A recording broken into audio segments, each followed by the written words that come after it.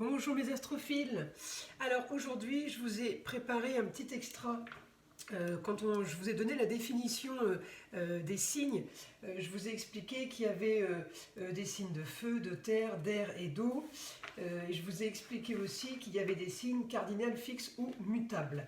Donc ça c'est des éléments, c'est des valeurs élémentaires qu'on rajoute aux signes. Donc aujourd'hui je vais vous expliquer et vous donner les définitions de ces éléments.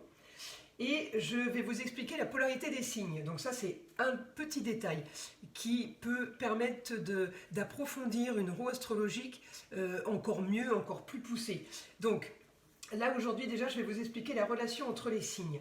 Et ça c'est utile pour les interprétations. C'est la polarité des signes. C'est-à-dire la polarité des signes. Ça veut dire que le bélier est en opposition avec la balance. D'accord ? Le taureau est en opposition avec le scorpion. Le Gémeaux est en opposition avec le Sagittaire, le Cancer en opposition avec Capricorne, le Lion en opposition avec le Verseau et la Vierge en opposition avec le Poisson. Alors, les signes qui sont symétriquement opposés présentent des caractéristiques opposées, mais ce n'est pas du tout négatif, c'est que justement ils se complètent. Il existe entre eux un rapport particulier et avec une compréhension mutuelle, ils se comprennent. Même s'ils sont différents. Deux personnes ayant dans leur signe un couple de signes polaires, puissants, ne s'accordent pas du tout, mais il y aura entre eux une entente très spéciale. Ça peut ne pas être d'accord sur des choses, mais ça peut être quand même fusionnel entre eux. Donc, il faut garder en mémoire, par exemple, le signe du bélier, c'est le plus personnel du zodiaque. Un peu égoïste quand même le bélier. Il a comme signe polaire la balance, pour qui le besoin des relations est fondamental. La balance, il faut qu'il communique, il faut qu'il ait des relations, il faut qu'il ait une vie sociale. Donc, ils sont opposés, mais l'un et l'autre se complètent, en fait. Lui a trop du perso et lui a trop des autres. On fait du moitié-moitié, on fait un signe parfait. Voyez, par exemple, le signe du taureau. Il est ancré, le taureau, ce qui est à lui, il a besoin d'entasser. Il a comme signe polaire opposé le scorpion. Alors le scorpion, la rupture, la séparation, dilapidation, et bien vous voyez bien que les deux sont indispensables l'un et l'autre. Ils se comprennent tout en étant opposés, tout en étant différents. Voilà, donc maintenant, maintenant que je vous ai expliqué donc, la polarité des signes entre eux qui est importante pour les interprétations, je vais vous expliquer les éléments. Donc je vous ai dit, les signes de feu, de terre, air et eau. Bon, peut-être que la plus grande partie d'entre vous savent ce que c'est, mais pour ceux qui ne savent pas, voilà. Le bélier est un signe de feu, je vous l'avais expliqué, le taureau signe de terre, le gémeaux signe d'air, et les cancers signe d'eau. Et comme ça on fait le tour, feu, terre, air, eau, feu, terre, air, eau. D'accord ? Donc je vous explique maintenant les définitions des signes de feu. Donc les signes de feu, fonction, intuition. Ils ont une particularité, c'est le feu électrique du bélier, le feu solaire du lion et le feu par friction du sagittaire. Donc le feu donne le dynamisme, l'énergie de base, la foi, le punch, la capacité d'agir, l'enthousiasme. Par exemple, sur un thème, vous allez avoir des carences dans le signe de feu. Donc si vous avez des carences, vous avez beaucoup de planètes dans des signes d'eau ou de terre, on va vous dire que vous manquez de joie, manquez de confiance en vous, vous manquez d'énergie, trop mou, manque de combustion, l'organisme ne brûle pas assez, c'est pas assez feu, comme son nom l'indique. Après, trop de signes de planètes en signe de feu, ça va être de l'impatience, tendance aux réactions brutales, trop de fougue, impulsivité, réaction agressive. D'accord ? Donc, le feu en bélier déclenche l'action, opération coup de poing, ardeur. Le feu en lion, la volonté d'exprimer et de maîtriser son ego, feu rayonnant et royal. Le feu du sagittaire, l'énergie et le feu donnent le mouvement et le dynamisme. Voilà, donc là, je vous ai fait les signes de feu. On va faire les signes de terre. Donc les signes de terre, comme je vous l'avais dit, taureau, vierge, capricorne, c'est la fonction sensation. La sensation s'exprime sur trois plans. La réalisation, le réalisme et le matérialisme. Donc, de carence dans un thème de naissance. Carence, donc encore une fois, de planète en signe de terre, nous dira qu'il faudra faire un effort pour mieux s'occuper du côté pratique et matériel. Sentiment d'être étranger au monde réel, manque de maturité. Donc les signes de terre sont importants comme tous les autres signes, mais voilà, il est bien d'avoir des planètes un petit peu partout pour que ce soit bien dispatché, mais ça, on ne le choisit pas. Donc quand on ne l'a pas, on le sait, puisque je vous le dis, une carence, donc manque de planète en signe de terre, vous saurez que vous devrez faire un effort pour mieux vous occuper du côté pratique et matériel. Il faudra faire un effort pour achat de biens, ou vous aurez jamais envie, donc vous serez un petit peu poussé par les autres et vous devrez vous dire, allez, il faut que je me fasse violence. Vous voyez, manque de maturité, il faudra le savoir et essayer de travailler pour arranger ça, en fait. Par contre, excès de signes de terre, de planètes en terre dans un thème de naissance, vous avez tendance à être très terre à terre. Fort attachement à la matière et au matériel, difficulté à lâcher prise, pointilleux, ce qui est à moi, vous voyez. Donc c'est l'opposé. En manque, vous allez avoir des carences à ce niveau-là, il faudra pousser un peu plus le côté matériel et à vous accrocher un peu plus aux valeurs. Mais s'il y en a trop, c'est l'opposé, alors là on pense qu'à ça, donc c'est pas bon non plus. Ok, donc ça vous le savez. Alors donc la terre en taureau, c'est l'instinct biologique, sentir la nature et la conserver. Le taureau, c'est la terre, c'est la fécondité, garder ses biens, marquer son territoire, c'est la propriété, le taureau. Ensuite, terre vierge, niveau psychologique, émotionnel, donc il se sentira bien dans sa tête, dans ses idées, il se sécurise dans sa critique, il mettra chaque chose à sa place, parce que la vierge, elle organise, elle classe. Le signe de la Vierge, il est efficace sur le plan pratique et réaliste. Ensuite, terre Capricorne, c'est terre solide, concrète et réaliste qui a besoin d'édifier et de bâtir des structures sociales. C'est la pierre, le rocher, la montagne. Voilà pour les signes de terre. Maintenant, nous allons faire le signe d'air. Alors, Gémeaux, Balance et Verseau. Donc, une carence en signe d'air dans le thème donne un certain handicap pour l'expression personnelle. Oui, c'est la communication, les signes d'air et les déplacements. Donc, quand on a une carence de planètes dans ces signes-là, difficulté d'expression. On a du mal à gérer des situations, surtout sur le plan relationnel. Difficulté aussi à s'adapter aux idées nouvelles. Une carence, le Verseau est plein d'idées. Si on a une carence là-dedans, carence de communication, carence de sociabilité et carence de nouvelles idées. Par contre, s'il y en a trop, c'est quelqu'un qui va trop en dire, trop en faire, exagération, besoin de parler à tout prix, besoin de circuler, de rencontrer, de s'exprimer, instabilité, étourderie, côté courant d'air. Voilà, il faut arriver à trouver le juste milieu.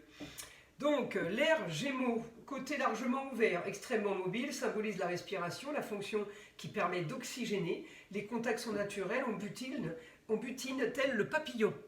Voilà, ça c'est pour mes Gémeaux. Maintenant, mes Balances, établir la communication dans les relations, dans les rapports avec les autres, besoin de contact et d'échange. L'air Verseau donne l'ampleur des échanges à travers l'amitié et dans les fonctions sociales humanitaires ou des groupements sociaux. Voilà. Maintenant, on commence les signes d'eau. Signe d'eau, Cancer, Scorpion, Poisson. Fonction sentiment.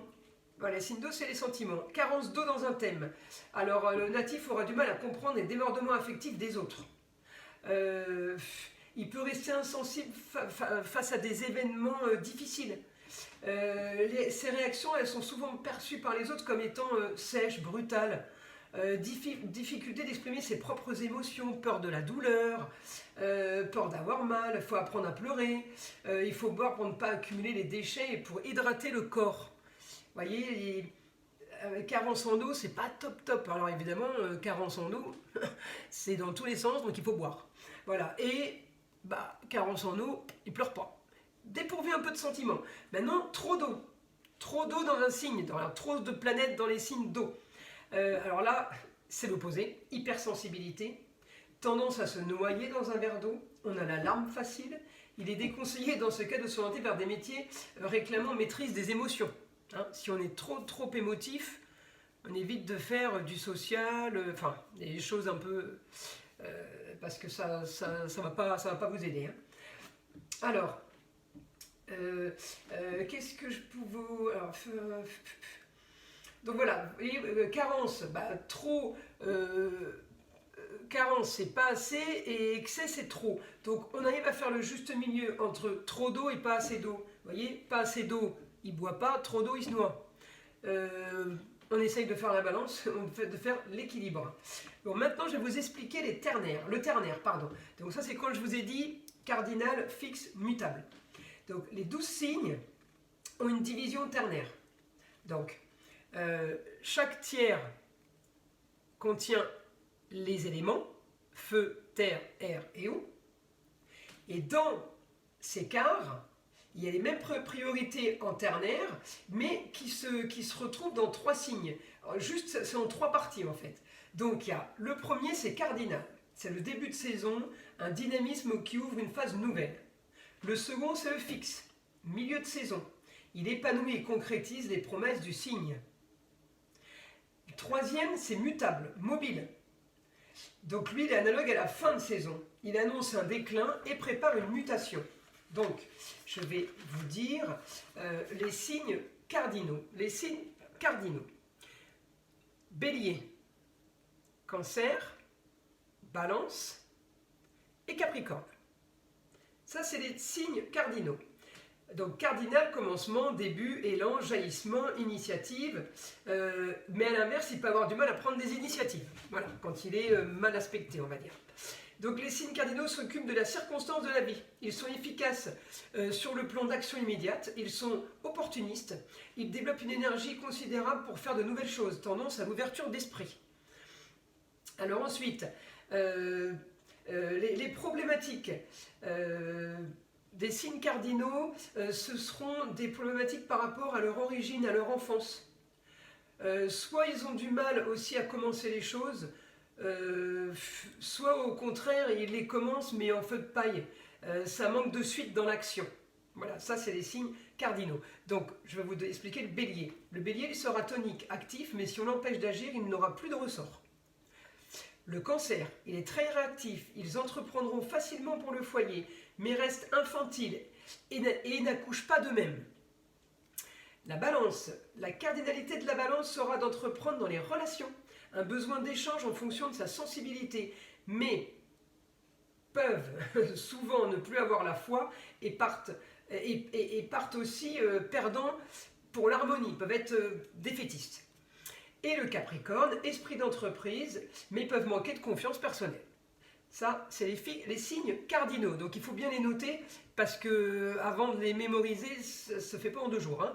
Donc cardinal, bélier, cancer, balance et capricorne. Maintenant, nous allons faire les signes fixes. Alors le signe fixe, il annonce la force, fermeté, détermination, stabilisation, concentration, installation, concrétisation, immobilisme et pouvoir. Donc les signes fixes, ils se sentent souvent responsables de ce qu'ils font.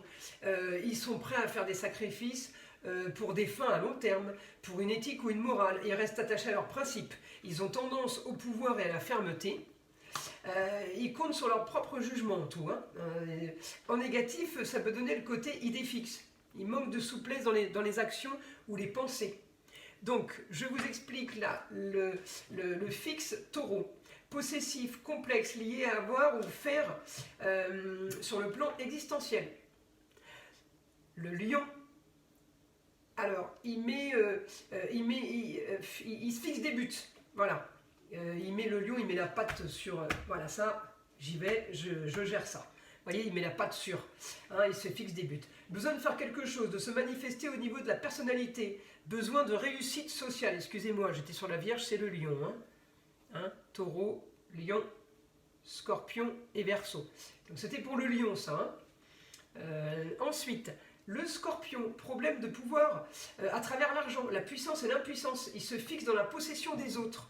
Il peut être jaloux, mais surtout c'est son pouvoir sur l'argent, sur la puissance. Hein. Ça c'est le Scorpion. Le Verseau, il est très fixé. Il reste fidèle dans une amitié, même si les contacts sont espacés. Voilà, il n'y a pas besoin de vous voir, le Verseau, il pense quand même à vous et il vous aime toujours. Il a besoin de faire des choses, de se manifester au niveau social. Voilà, donc ça, on a fait donc les signes cardinaux, les signes fixes, et le troisième, les signes mutables. Donc les mutables. Gémeaux, Vierge, Sagittaire et Poisson. Alors, les signes mutables, ça veut dire adaptabilité, mouvement, mobilité sur tous les plans, tolérance, transmission, échange, liaison. En négatif, il y a le côté touche à tout, instabilité et difficulté à concrétiser, nervosité importante. Les signes mutables, ils s'intéressent en premier lieu aux échanges, aux relations avec les autres. Ils se sentent concernés par tout, par tout ce qui se passe en fait, hein. Tout ce qui se passe autour d'eux et dans les contacts humains. Donc le complexe des signes mutables, il a un complexe, le complexe d'errance. Il peut faire tout, il peut faire beaucoup de vent, voilà, hein, faire tout et rien en même temps, quoi. Alors, les Gémeaux, vous voyez, ils sont partout en même temps et ne peuvent se stabiliser. Ça, c'est un signe mutable. Champion du système D. Les Gémeaux n'appartiennent à rien. C'est système D. Aujourd'hui, c'est là, maintenant, tout de suite, hop, j'ai une solution pour le problème. Demain, il y aura un autre problème. Ah ben demain, j'aurai une autre solution pour le problème de demain. C'est système D, c'est le couteau suisse, le Gémeaux. Ensuite, la Vierge, elle s'offre de l'errance, se sent insécurisée, a le sentiment d'être dévalorisée dans cette mutabilité. C'est ici le signe qui souffre le plus de la contradiction entre la valeur terre, parce que c'est un signe de terre, concret, stable, et la valeur mutable, donc du Gémeaux, instable. D'où sa difficulté à se sécuriser. Il souffre des deux plans, le signe de terre bien fixe et sérieux, et le signe mutable qui le fait un peu voler, quoi, hein, qui plane. Donc c'est vrai que la Vierge peut avoir un souci à ce niveau-là sur les deux oppositions. Ensuite, le Sagittaire, alors lui, il part à l'aventure. Il rêve de terre inconnue, de voyage.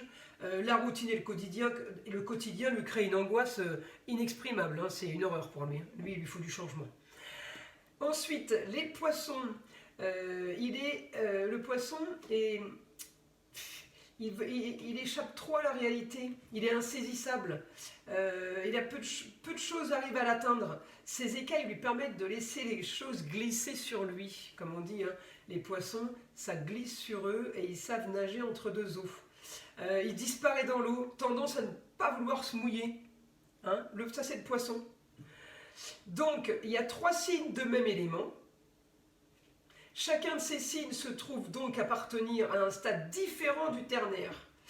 Ce mariage du ternaire et du quaternaire aboutit à la classification que vous trouverez en vous faisant une page, en vous mettant les 4 signes de feu, hein, et en vous mettant les 3 ternaires, cardinal, fixe et mutable.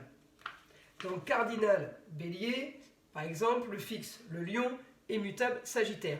Hein, voilà. Donc ça, il faudrait vous faire un tableau pour que ce soit plus explicite et plus clair pour vous. Hein. Donc en mettant les signes de feu et en mettant à côté cardinal pour bien dissocier les éléments du ternaire, hein, les valeurs élémentales en fait, c'est ce qu'on appelle les valeurs élémentales de chaque signe.